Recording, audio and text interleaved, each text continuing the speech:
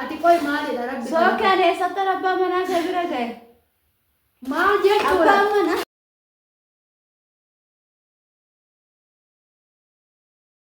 akka yaani abbaa manaa keetti dhiyaate akkaatitti namaa san argitee abbaa namaa manaa namaa fudhachuu wantoota akkasiisanii amma yoo tarii amma ta'een ammatti yoo ganuma narraa mul'ate malee kanaan dura narraa mul'anne sii galee soba kun dubbii sobaan olii gadi fuutee waan sobaa tokko kan dhugaan Ashamaa akkam jirtu hordoftoota maartii nagaa keessanii nagaa kiyyaanii nagaa galata waaqayyo akkam jirtan hundi keessanuu jirra jirtuyi kan biyya alaas kan biyya keessas hundi keessanuu nagaadha nagaan qabaanii galata waaqayyo isinis baga jiraattanii akkamii fayyima jirtu nagaa qabdanii nagaa kooti galata waaqayyo egaa har'a akkanatti hin kolfin immoo dhugaa dubbachuudhaaf na akkam jirtu nagaa keessanii nagaa koodha galata waaqayyo isin jedha nagaa koo akkartan isin rakkabu sababbi har'a viidiyoo hojjechaa jiru kun maalidha ammoo gisee tokko na aarsaa gisee tokko immoo na kafalchiisa jechuudha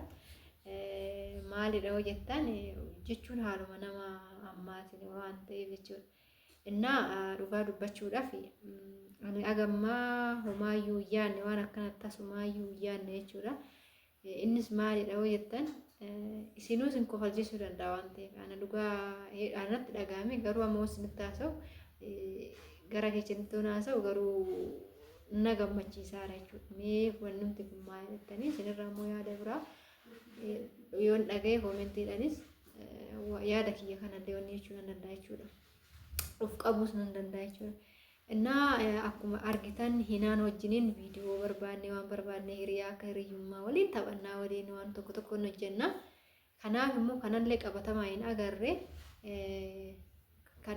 innaa mastuutu natti himee kana hunda jechuudha har'an dhagaa jira ani kaleechallee dheengaddallee viidiyoo waliin hojjennee jirra jechuudha hinaanii wajjiniin hinaan tuni waan narratti akka hojjechaattus waan dura akka nurratti hojjechaattus hin beeku mastuullee baay'ee miidhaarti ishiis gargaaraan ture lakkii hinaanii akkana lakkii sullachuu illee gurgurtanii lakkii hinaanis akkanaa miti jedhee oduman jedhu anattu as garagarti jechuudha innaa inni kun maalidha hoo jettan ani gaaf duraatillee isa abbaa manaa kiyyaanii walloodee akka qaldiitti biraankiidha jedhee bira dhaqe jechuudha biraankii godhee jira viidiyoolee agartanii jirtan jechuudha ani kana soon hojjedhu ani dhugaa natti fakkaane dhugaa dubbachuudhaaf innaa maaliif amala natti jijjiirrate innillee samuuna kana amala jijjiirratee jira jechuudha kanaaf hinaanii yoo abbaa manaa kiyyaa yoo bilbilaan haasofsiistu waa'ee akkana haasofsiistu dhagayeen turee naan jette mastuun jechuudha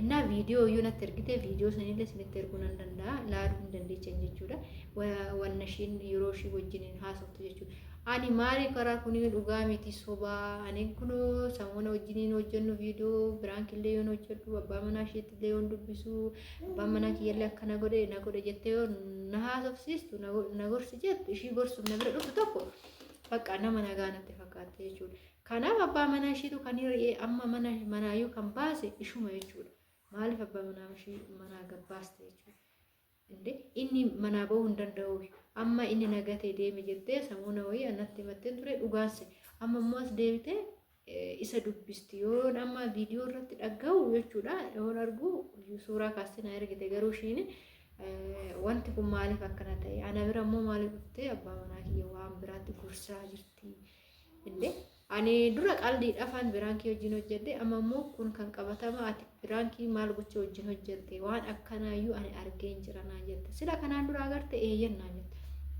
maaliif amma wallola ta'uu qaba waan ta'e amma ani hinaan nayyaama viidiyoo irratti dabaleen jira ishiin hin beektu ka'anillee akkan dhaga'e hin beektu haa dhuftu walumaan haasofna jechuudha walumaan haasofna maaliif waan akkanaa godhee viidiyoo kan ishiitillee irratti nan agarsiisa bilbiluma kana keessa jira waan ta'e ittan agarsiisa walitti akka raabbaree isinitti agarsiisuu danda'u waan ta'e kanaaf hin dhufaa jirti amma natti fakkaate walitti dhufnaa haga ishiidha wal deemee jechuudha naa nagaan naa turaa amma bixiitu guddaa akka jechuudha indoon bilookiin ishii godhaa yammaa booda ishiidha wajjin nu hojjedhu jechuudha maaliif nu tasgabbiidhaan jaalala wajjin hojjennee yuutuubii keenya chaanala keenya guddisnee namas guddifnee hiriyoota keenyas guddisna jenneet malee ani kanaaf miti kan isheetti dhiyaadhe. Hordoftoota kiyya hinaan waameen jira waan waameef illee ishiin quban qabdu.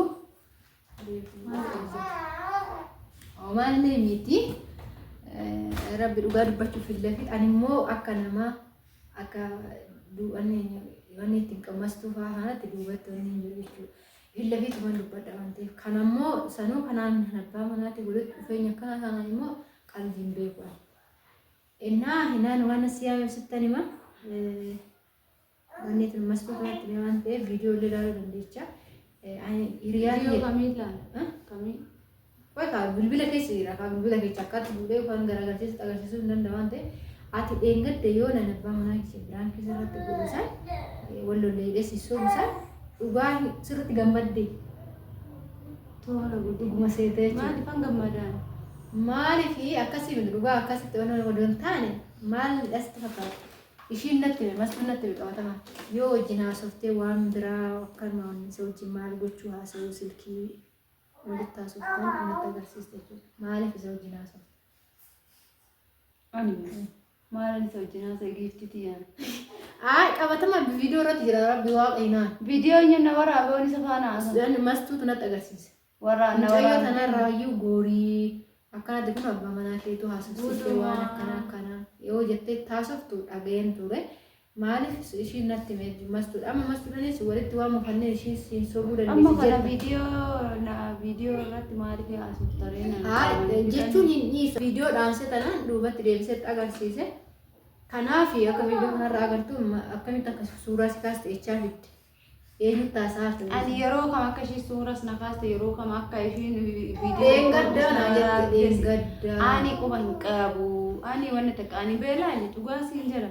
Namni jechuun garuu natti miidiyaa kanarratti na laalu wajjin maal dhaggeeffadhu.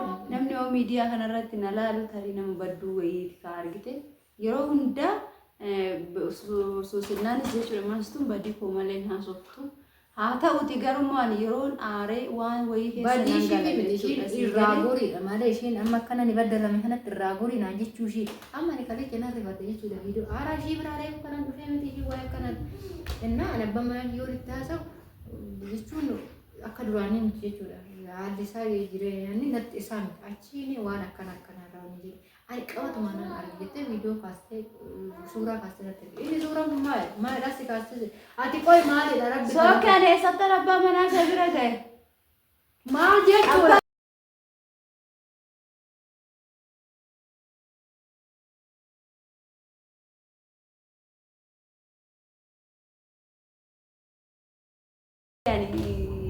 Abbaa manaa keetti dhiyaadhe akkaatitti na yaaddee miti galee dhiyaachuu dhiyaadhe akka walloomatti akka hiriyoo manaaf siifi tarii waan wayii yoo inni barbaadutti yookaan immoo yoo inni marii wayii barbaadutti yookaan immoo gaafii yeroo na gaafatutti deebii nan kennaaf sii galee maali dhaggeeffadhu. Yoo akkasii malee ani akka namaa san argitee abbaa namaa manaa namaa fudhachuu wantoota akkasiisanii amma yoo tarii amma ta'een ala ammatti yoo ganuma narraa mul'ate malee kanaan dura narraa mul'anne sii galee soba kun dubbii sobaan olii gadi fuutee ta'u waan sobaa tokko kan dhugaan itti fakkeechaa jiru gadda abbaa manaa kiyyaa deemu jette.